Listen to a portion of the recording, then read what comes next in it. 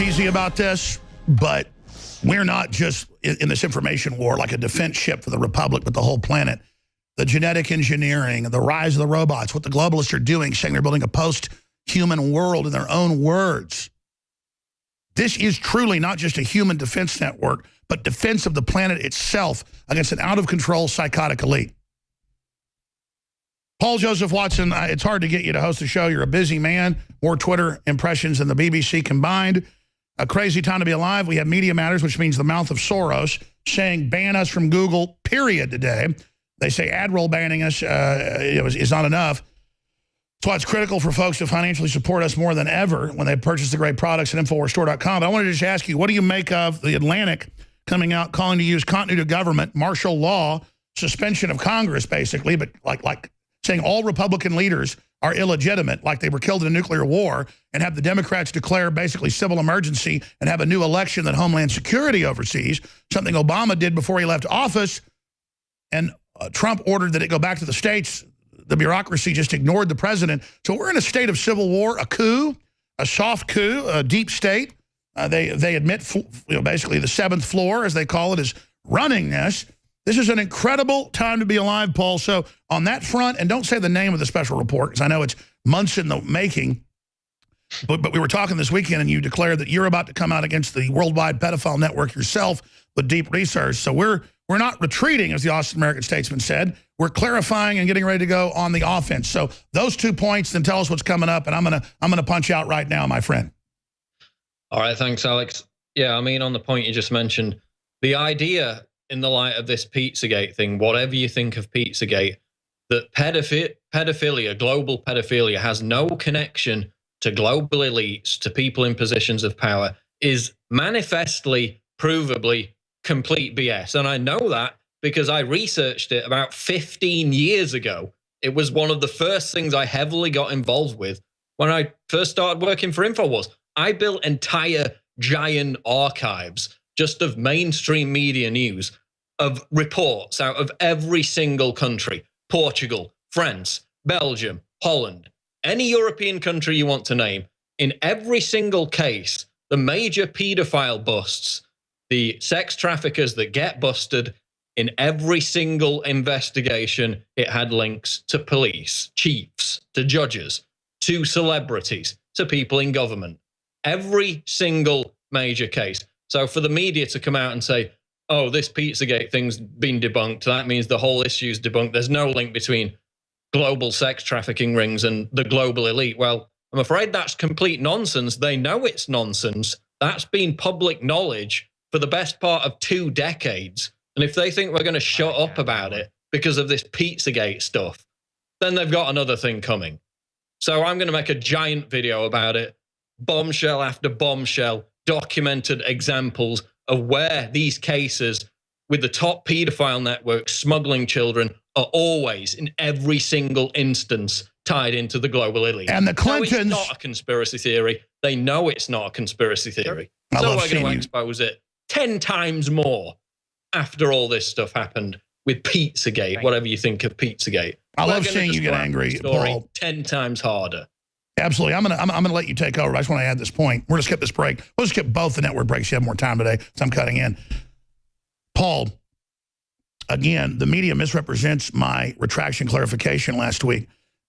We know MSM focused out of the whole Pizzagate that was about pizza being code words and pedophilia all over the world. That's in FBI manuals, to one place with all these Democratic bigwigs going, some of which Podesta, I say openly, has connections to this, and we're investigating him and are on his tail. But then to say the employees at a place or the owner, no, that goes too far. We were covering other reports, and the fake stuff that got put out in the news, about basements and menus of half-dead kids, that's all crap. So when we're wrong about our good faith research to help kids, not meant with any malice of forethought or intent to do harm to people we don't even know, like Mr. Alifanis, that was done from a pure heart. And then when we're wrong on something, we'll say, hey, this area, people need to leave this place alone, and they need to go look at Hillary's top person in Haiti caught smuggling kids and getting convicted, and Epstein and the plane and her representing pedophiles. And like you said, I was already planning to get into this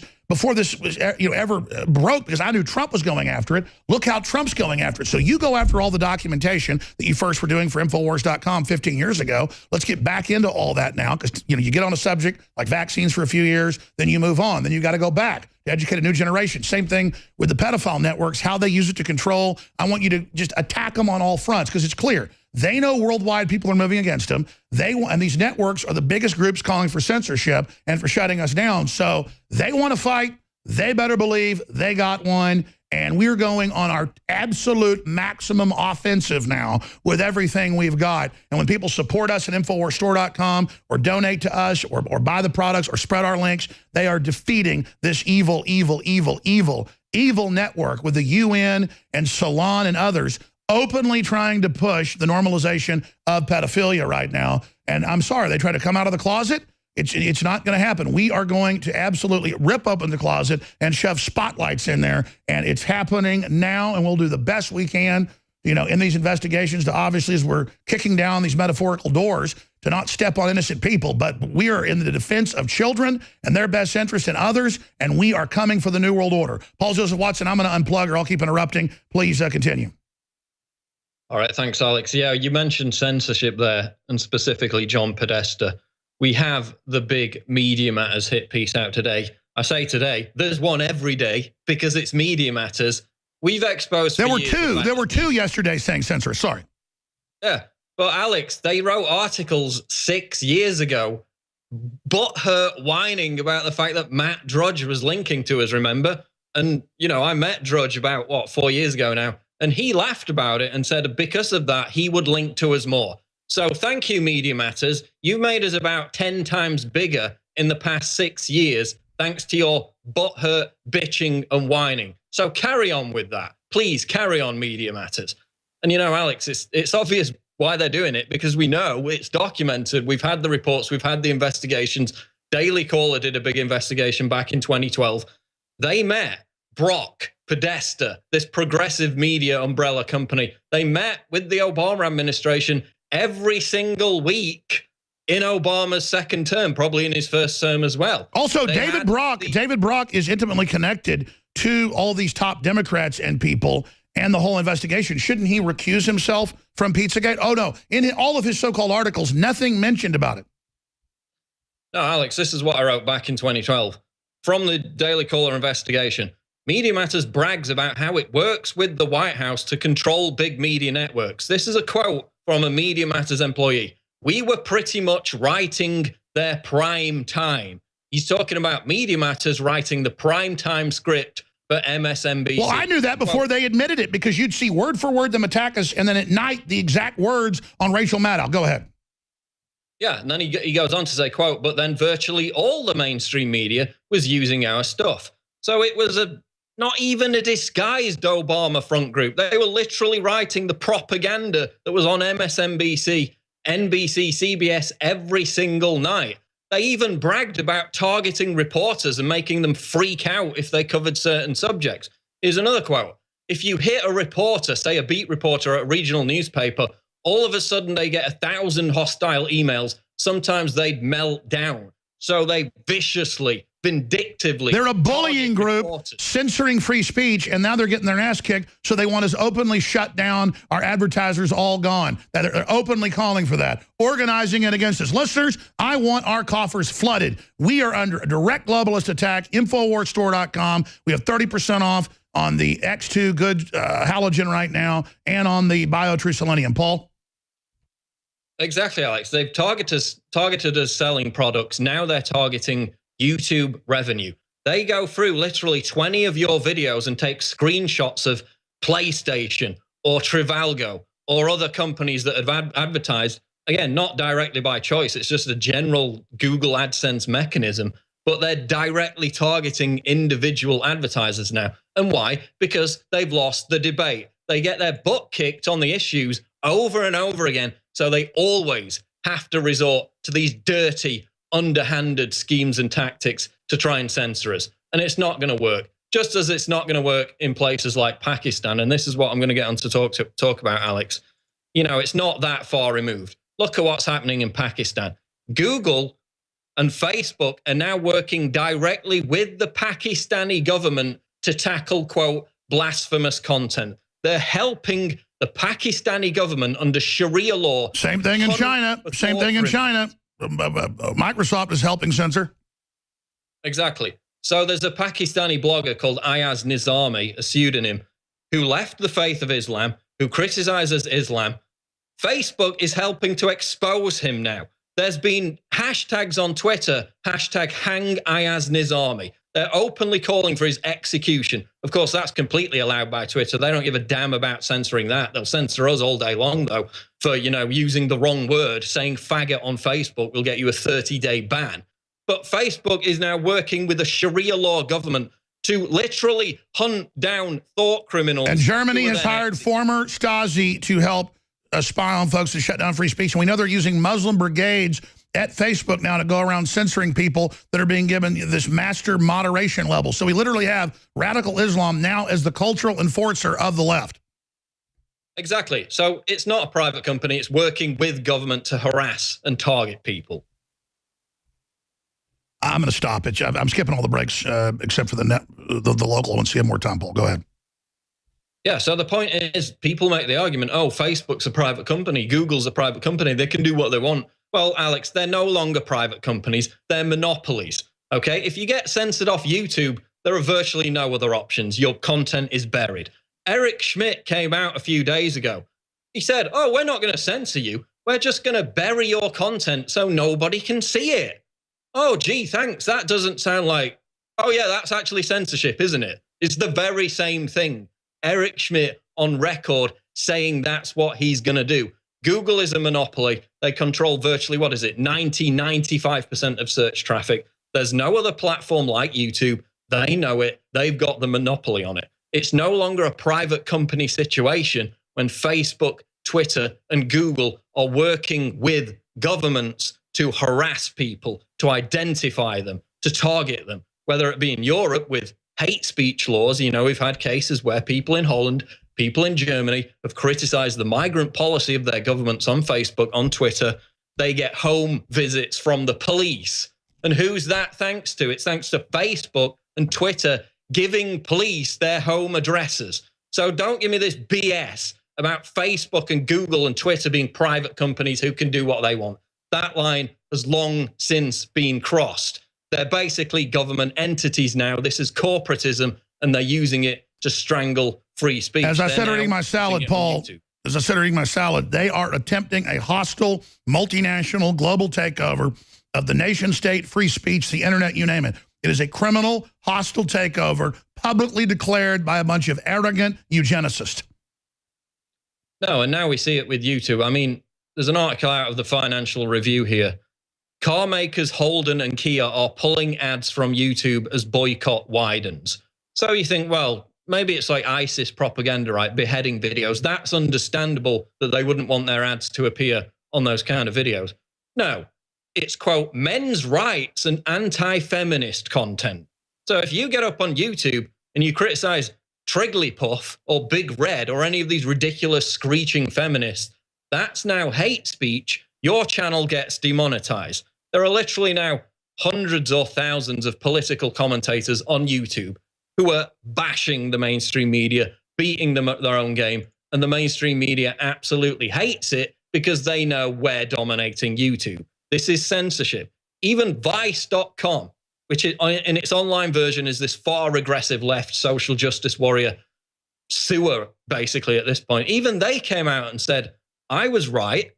The right or conservative libertarians, anyone who's basically authentic and not controlled, you know, they're upset about frigging PewDiePie. He's not even political. Those people who aren't controlled are dominating YouTube. They're absolutely terrified about it. So now they're conflating, quote, extremist content, which is ISIS videos, which is jihadist propaganda, beheading videos. They're taking that, conflating it with anti-feminism, men's rights, and basically anything. And that's what Media Matters is directing, that we be completely shut off, which is torturous interference. No, exactly. they go through Google's updated terms of service for YouTube, and it says basically anything controversial can be demonetized. It's literally going to destroy the careers of all these YouTubers who are taking on the mainstream media and winning. And that's why this is happening. It's a fake, contrived moral panic created by the media and by these big corporations. Are we skipping the break? Yes, Paul. Right, the break is at 20. We're going to send you an atomic clock. The next break is at 30. But listen, let me just make this point in closing. We're going to have 6 minutes. You'll come back with 18 minutes and then 5 minutes, okay? Here's the deal, Paul. Matt Drudge is right. He was right 2 years ago when he visited, or a year and a half ago. We should be already involved in a massive exodus away from Google, YouTube, Facebook, you name it. While we project our content there, and while we recruit people away to the new free web and let everyone know it's your mission to go to drudgereport.com or Infowars.com, we've got a widget coming out that's its own little app that you just PC or Apple or Linux, whatever it is, you just put it on your computer, then you can share it with people, and it's got an interface where you can share clips and chat and talk to folks. And so we're going to try to get our millions of listeners to download that and then to share that. And that won't save the world, but it's that idea. We've been on YouTube. We've been on Google. The same content will dominate anywhere. I mean, we have over 1 million downloads of our podcast that is just an old-fashioned version I don't even promote every day. We have millions and millions that tune into our own streams every week. Then we're on commercial radio, close to 250 stations right now, some of them gigantic. And I don't even put out the list of stations because they'll try to boycott and harass those. Since I finally stopped listing our stations, they exploded the last few years. I had that idea, and I knew it would work. And why does the station need to be given credit nationally? They don't. And the listeners, like Fight Club, just spread the word behind the scenes, financially support them. And when we go from being on the weekend to being on at night to being on during the day, 50,000 waters in some cases in some of the biggest cities in the nation. And again, these globalists are all centralized. So we're in guerrilla warfare everywhere. That's why InfoWars is so well positioned to withstand all these assaults. And we're under big ones. We're under the biggest yet on every front, believe me. And they get bigger every week. But it's making us mobilize and go to the next level. And that which doesn't kill us only makes us stronger, to quote Friedrich Nietzsche. So absolutely. So call to arms, Paul. Your fans love you. They're there. Ask them to more than ever. You know, we need to create a newsletter for Paul Watson and tell folks I'm being censored off this stuff. You may have to get my comments and commentary and videos in personal email with Paul Watson. We need to set that up with our email system. That's the way Newsmax does it. We've been working with them. They're great folks. To really understand, we've got to go back to kind of a 1997, 98 model underground to build our own dark web to be able to communicate, because we're now at that point, Paul, where they're openly saying they're going to shut us up. We've got to build our own system that's even bigger. Obviously, we're gigantic. But InfoWars, you know, getting a few million visitors a day, you know, that's nothing to what we do on all these other platforms together. But the good news is people now know we're under assault, so our platforms are getting bigger. So, Paul, I know the content's great. You're kicking butt. I need you to get in the brain factory here with me and really come up with some strategies to mobilize our listeners in this call to action. They're on the front lines because without them, the enemy's going to win. Paul Watson, I'm totally unplugging now. Go ahead. All right, thanks, Alex. And we got a guest coming up to talk about this very issue in the next segment, by the way, Dave Cullen. But I mean, yeah, that's the point. We've got to ride it until the wheels fall off, basically, at this point. The good thing that I've noticed over the past few years is as long as we constantly bitch about it, and this is one of the methods that they use to keep us on the back foot, to keep us on the ropes, is to have to be constantly concerned about fighting censorship. So it prevents. And then that scares other people in a chilling effect. The answer is nobody be affected. Call their bluff. Be outspoken. That's what Trump does, is he makes it safe. Sorry. Go ahead. Exactly. So, you know, we fire it back on them. Use the Streisand effect to say this content is being censored, for example, on Facebook. So you put it on Twitter and say this is being censored. That automatically makes it get 10 times the traction because of the Streisand effect. And if it's being censored on Twitter, then you say that on Facebook.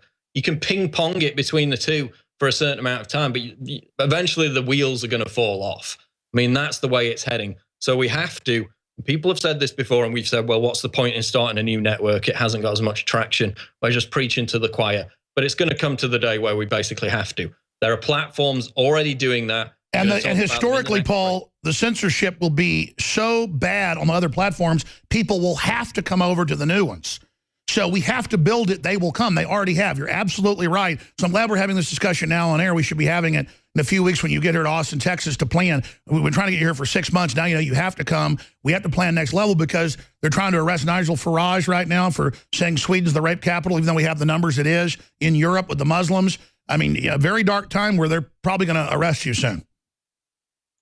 Well, I mean, either that or they'll just, I mean, people are openly trying to solicit information for where I live now on Twitter. I complain about it. This does not violate our terms of agreement. Again, they don't care. It's a complete double standard. It's like with YouTube, the restricted mode. We talk about the same issues as CNN. None of their videos are disabled in restricted mode. Every single one of our videos are disabled in restricted mode. So it's not keywords. It's not headlines. They're doing it by the fact that it's Alex Jones and Paul Joseph Watson. CNN, NBC are not affected. It's a total double standard. Let's go to Debit in Florida. Debit in Florida, you're on the air. Great. Hey, thank you so much. Listen, I have bought your product, and I gotta say they're amazing. Thank Anyone you. who's on the fence, buy it because I've got Caveman, Superman Vitality, Secret 12, Vitamin Mineral Fusion. I've got the body armor. Wow, thank you. Wow. You're the type of listener that makes it all possible. Which nutraceutical does you like best? I really like the Vitamin Mineral Fusion, to be honest. That's It's amazing. really incredible. I drank it in the morning, and I swear to you, I felt incredible. Like I haven't felt in weeks. My morning was fantastic, and I love you guys. I love the InfoWars crew, and I just want to, I want to take this opportunity to tell anybody out there who's on the fence. Just buy it. You will love it. I'm telling you, I've never bought a bad product. What you find in our news is the same thing you find in our products at InfoWarsLife.com. It's a win-win, InfoWarsLife.com.